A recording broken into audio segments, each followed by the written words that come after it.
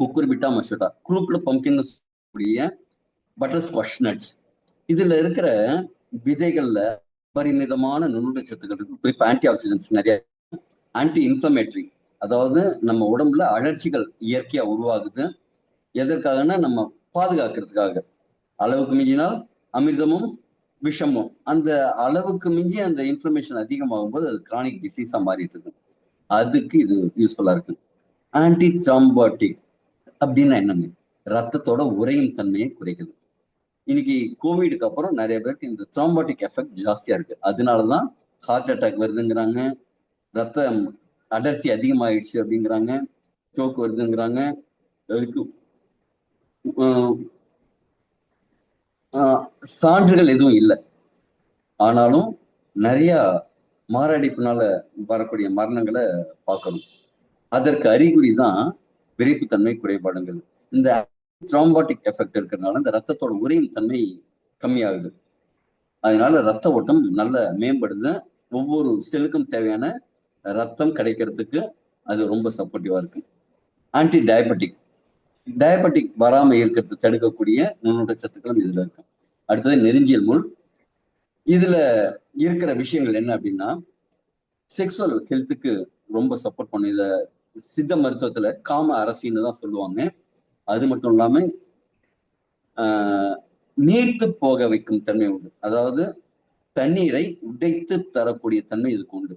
அதனாலதான் அந்த காலத்துல வயலுக்கு தண்ணீர் பாய்ச்சும் போது இந்த நெருஞ்சி முள்ள பொடி பண்ணி போடுவாங்க. அது ஃபர்ஸ்ட் வந்து ஒரு குழப்பா இருக்கும். அது தண்ணியில போடும்போது தண்ணீரை உறிஞ்சும் தன்மை அதிகமாகும்.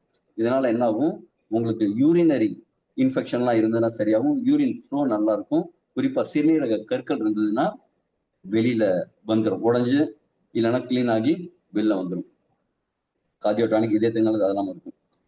ரெட் பீச் ஸ்டெம் செல்ஸ், நம்ம ப்ராடக்ட்ல 2 விதமான ஸ்டெம் செல் இருக்கு. ஒன்னு ரெட் பீச் ஸ்டெம் செல்ஸ், இது கல்லோஜன் உற்பத்தி ஆகிறதுக்கு சப்போர்ட்டிவா இருக்கு. அதனால என்ன ஆகும், ஸ்கின்னோட குவாலிட்டி நல்லா இருக்கும். நம்ம வெளியில வெயில்ல போறோம், அதனால என்ன ஆகும்னா புற ஊதா கதிர்கள் நம்ம மேல படும்போது ஸ்கின் டேமேஜ் ஆகும். ரேடியேஷன் மாதிரி அது ஒரு எஃபெக்ட் கொடுக்கும். அதுல இருந்து பாதுகாக்கும். செல்லுலார் லெவல்ல இது பாதுகாக்கும். அடுத்தது கிரீன் ஆப்பிள் ஸ்டெம் செல்ஸ். இது சுவிட்சர்லாந்துல மட்டும் கிடைக்கக்கூடிய ஒரு அற்புதமான பழம். நம்ம அதியமான் நெல்லிக்கனி மாதிரி அங்க இருக்கிற ராஜாக்கள் மட்டுமே சாப்பிட்டுட்டு இருந்த பழம் அது. அதுல அபரிமிதமான ஸ்டெம் செல் அப்படிங்கக்கூடிய விஷயங்கள் இருக்கு. அதை கீரல் ஏதாவது போட்டா தன்னைத்தானே குணப்படுத்திட்டு அந்த ஆப்பிள் வந்து திருப்பி நல்ல நார்மல் ஆப்பிள் மாதிரி ஆயிடுமா. அந்த அளவு அது பவர்ஃபுல்லான அந்த ரிப்பேரிங் எபிலிட்டி இருக்கிற ப்ராடக்ட்பாங்க. இது நம்ம உடம்புக்குள்ள இருக்கிற ரிப்பேரிங் ப்ராசஸை சரி பண்ணி புதுசா செல் உருவாகிறதுங்கிறது பெட்டராகும். அதனால வாழ்நாள் நீடிக்கும் தன்மையை கொடுக்கும், வயதாகும் தன்மையை குறைக்கும். இதுதான் நம்ம இருக்கிற ப்ராடக்ட்லயே ரொம்ப காஸ்ட்லியான ப்ராடக்ட். கிட்டத்தட்ட 10-12 லட்ச ரூபா ஒர்த்துள்ள ப்ராடக்ட். இதுக்கு வேற 2 பேர் இருக்கு. ஹிமாலயன் கோல்டுன்னு சொல்லுவாங்க, ஹிமாலயன் வயக்ரான்னு சொல்லுவாங்க. இது நம்ம உடம்புல ஆக்சிஜன் உள் எடுத்துக்கும் தன்மையை இன்க்ரீஸ் பண்ணும். அதாவது யூட்டிலைசேஷன், ஆக்சிஜன் யூட்டிலைசேஷன் அதிகப்படுத்தும். அதனால ஒவ்வொரு அதோட முழு திறனோட வேலை செய்யும். அதனால ஹெல்த்தியா ரொம்ப எனர்ஜெட்டிக்கா இருப்பாங்க. அடுத்து ஸ்டிவியா ரபோடியானா, இது ரத்த அழுத்தத்தை மேம்படுத்துறதுக்கும் ரத்த சர்க்கரை கட்டுப்படுத்துறதுக்கும் ரொம்ப உதவியா இருக்கு. உள்ளுக்குள்ள இருக்கிற அழற்சிகளை நீக்குவதற்கும் இது ரொம்ப சப்போர்ட்டிவா இருக்கு. பல் ஆரோக்கியத்துக்கு இது ரொம்ப சப்போர்ட்டிவா இருக்கு. பாசிஃப்ளோரா, இது அமைதிப்படுத்தும் மூலிகை. நம்ம மனசை அமைதியா வச்சுக்கணும். என்ன இருக்கணுங்க, டென்ஷன் இருக்கக்கூடாது, ஸ்ட்ரெஸ் இருக்கக்கூடாது, நம்ம எண்ண ஓட்டம் அதிகமா இருக்கக்கூடாது. இது எடுத்துக்கும் போது என்ன ஆகும், நம்முடைய மனம் அப்படிங்கிறது அமைதியாகும், நரம்பு மண்டலம்ங்கிறது அமைதியாகும், ஸ்ட்ரெஸ்ஸுங்கிறது கம்மியாகும், ஹாப்பி ஹார்மோன் அதிகமாகும். இயற்கையாவே டோபமைன் மாதிரி அந்த ஹாப்பி ஹார்மோன்கள்லாம் சிறப்பா அதிகபட்சமா சுரக்கும். இதை நம்ம என்ன செய்வோம், வெளியிலேருந்து மாத்திரை எடுத்துக்கிறது, இன்ஜெக்ஷன் போட்டுக்கிறது அப்படிங்கிற மாதிரி எல்லாம் சில பேர்லாம் செய்வாங்க. அதெல்லாம் உடம்புக்கு கெடுதல். ஒரு நுண்ணிய அளவு அதிகமாச்சுனாலும் சில பேருக்குலாம் அந்த பைத்தியம் பிடிச்சது பாருங்க, அதே மாதிரி எல்லாம் கூட ஆகும். ஆனா இது இயற்கையா உடம்புல உருவாகிறதுக்கான சூழ்நிலை உருவாக்கி கொடுக்கும். ஜபட்டிகாபா அப்படிங்கிறது பிரேசில் கிரேப்ஸ்ன்னு சொல்லுவாங்க, சூப்பர் கிரேப் அப்படின்னு சொல்லுவாங்க, சூப்பர் ஃப்ரூட்ஸ்ன்னு சொல்லுவாங்க.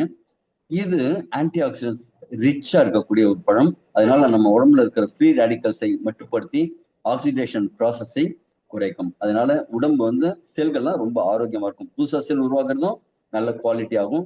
அது மட்டும் இல்லாம நம்ம உடலோட வளர்சிதை மாற்றத்தை மேம்படுத்தி தரும். இது கட் ஹெல்த், நம்ம வாயிலேருந்து ஆசன வாய் வரைக்கும் இருக்கக்கூடிய அந்த செரிமான மண்டலத்தை மேம்படுத்தி தரும்.